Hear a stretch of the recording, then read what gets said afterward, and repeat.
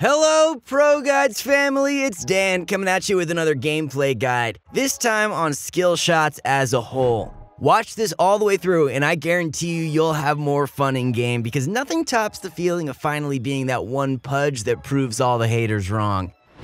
As always, our question of the day first. Do you think there will ever be a Dota 3? I don't know, but Half-Life 3 happened, so that proves anything's possible. Skill shots are defined as anything that's not targeted and typically are a projectile. Later on, we're going to list out flashy skill shots and give detailed ways of executing and thinking for each one. First, we'll talk about mind gaming and tips that will be relevant for any skill shot ever, whether it be one that was unmentioned, comes with a new hero, or in any potential future reworks. The most essential tenet of a skill shot is to aim where they will be, not where they are. An easy concept, but hard in execution. Here's 4 ways to make this way easier. Setting up a bait location. For example, when I play Ancient Apparition and I'm sending Ice Blast from across the map, instead of just hoping it hits, I ping my team and say fight there. If your team fights where the Ice Blast is heading, that's a guaranteed hit. If you're Invoker and you see a close man-up fight to the death happening, just SUNSTRIKE on top of the enemy. It's crucial you recognize that your teammates are like traps when you have a skill shot. Anywhere a teammate is can be a potential setup. It's not always just our team themselves, but any actions they perform too. Did your support place a ward and sentry deep in enemy territory? You can play around that vision, and when someone goes to deward it, that's your cue. They will stand still for a few seconds while dewarding, and that is your chance to land your spell. If you're fleeing a fight, flee along the path of your MIRANA's arrow. Your skill shot is like a brief area of denial. We want to play in a manner that makes it likely your opponents will enter this area anyway. For example, techies. You know that fear when techies starts juking in the trees and you don't know if you should follow or not because you might explode? That's the same type of fear we can instill with any skill shot when played well enough.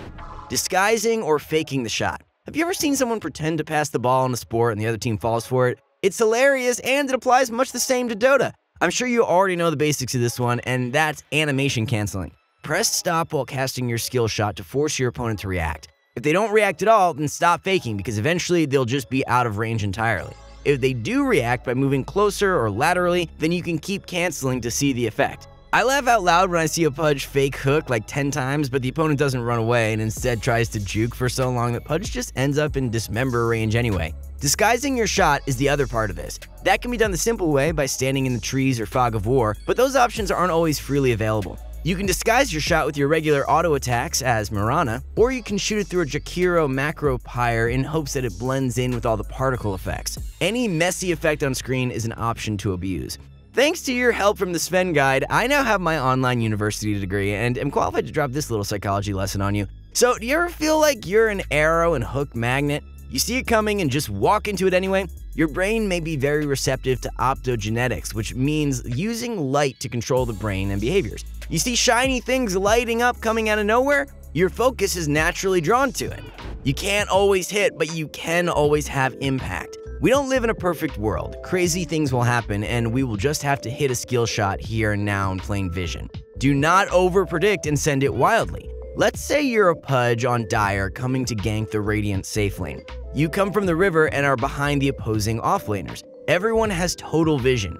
Do you A, hook right away, B, do nothing, C, run at them? Well, the only wrong option is A. Not only are you not giving yourself any time to fake or get set up, you're also actively using your skill poorly. Hooking them back will just take them closer to their T1 tower. That is where they want to be. Never use pudge hook to take your opponents somewhere they want to go. B and C are both correct, and it's up to you to judge the enemy reaction to choose. If you don't move and you do nothing, your presence is essentially zoning them out from retreating. C is correct if they start to juke into the trees or hit you, or it's a must because maybe your safe lane is at too big an HP disadvantage to fight without your immediate damage.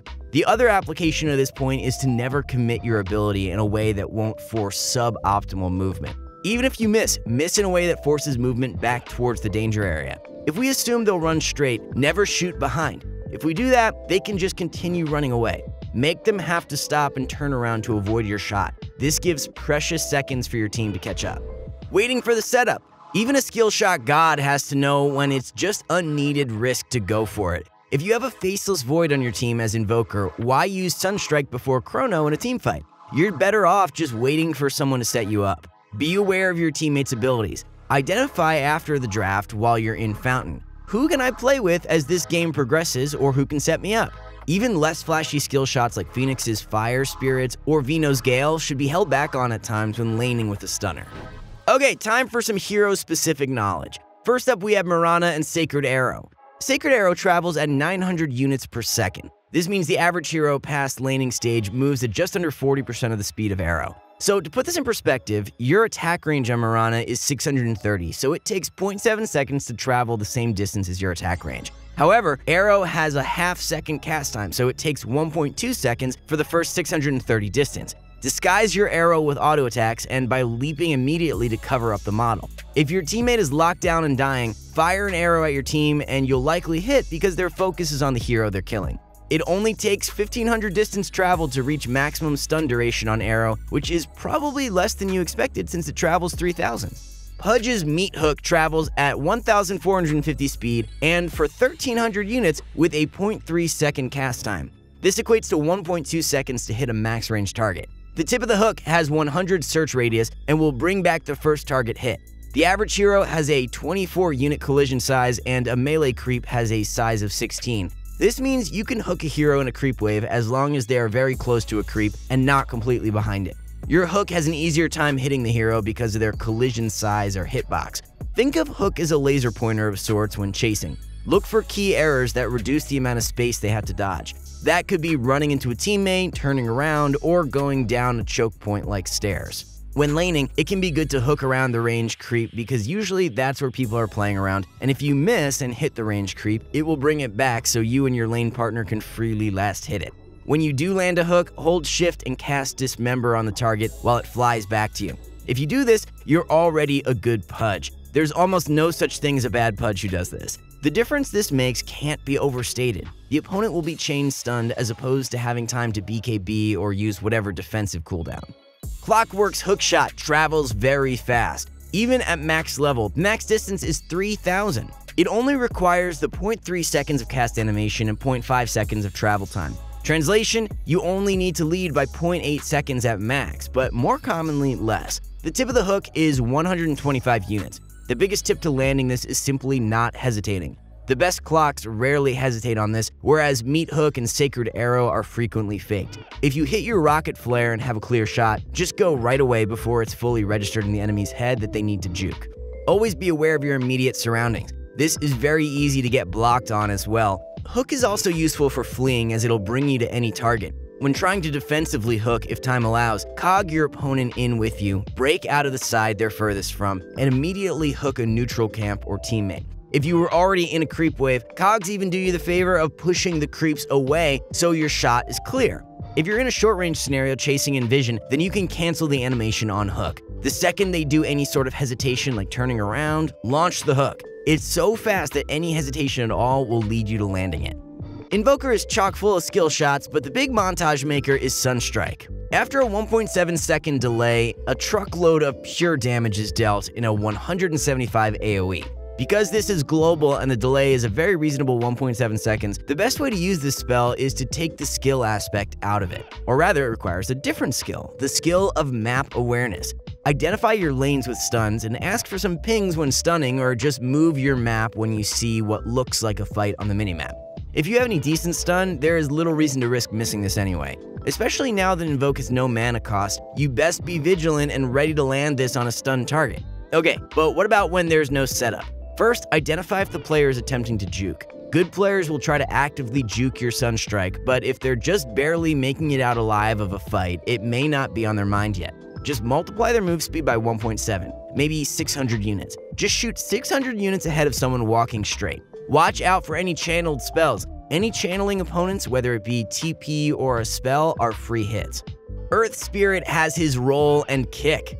Both can be used for setup for the other. Boulder Smash, the Q, kicks a remnant at 900 move speed. The traveling remnant has a hitbox of 180. It has no cast time. The slow can help set up rolling boulder, which is best used with a remnant as well. If you roll over a stone remnant while casting, your stun duration, speed, and distance are all doubled. The base is 800 and doubled it's 1600. There is a 0.6 second delay on the roll starting. When escaping, it is imperative you don't let any enemies even 1 pixel in front of you. You will collide with them and stop rolling immediately. The key with these two is deciding which you're more likely to hit first. Usually you'll roll in first because the speed is much greater, so hitting it from fog is not that hard. During that stun, you can get a free boulder smash hit. If your opponent sees you coming, then you may want to smash first. If it missed, then don't commit your body rolling it. If it does hit, boom, let's go. Rolling boulder does have a tiny 4-second cooldown though, so you can use it just to close the gap, and even if you miss, at least you're closer so you can hit smash earlier.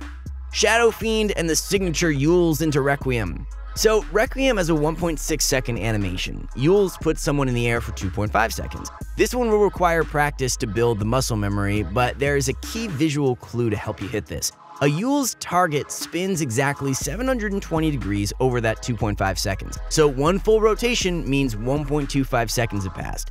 EULS the target, blink under them, and right before they rotate fully once, start your ult. Then go close, medium, long raise in the direction they get feared.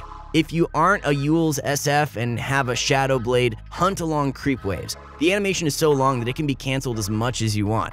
Find a wave that a hero is trying to farm, predict where they will stand for the last hits, and start channeling. If it looks like it'll be a clean hit, just let it rip. Only finishing the animation, not starting it, will break you out of invis.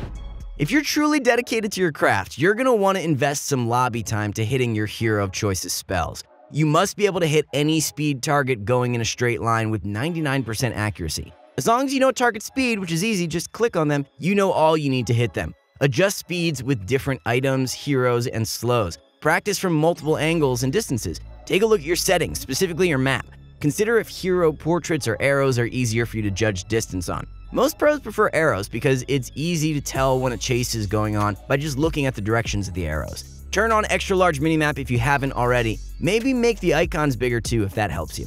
Remember what the famous Wayne Gretzky Michael Scott said, "You miss every shot you don't take." It's not about hit ratio as much as it's about hits made. Patience is a virtue, but good things go to those who hook them. Thanks as always for watching. Please don't miss your skill shot on the like button, subscribe, and hit the bell to be notified of our uploads as they come out. Sayonara, everybody.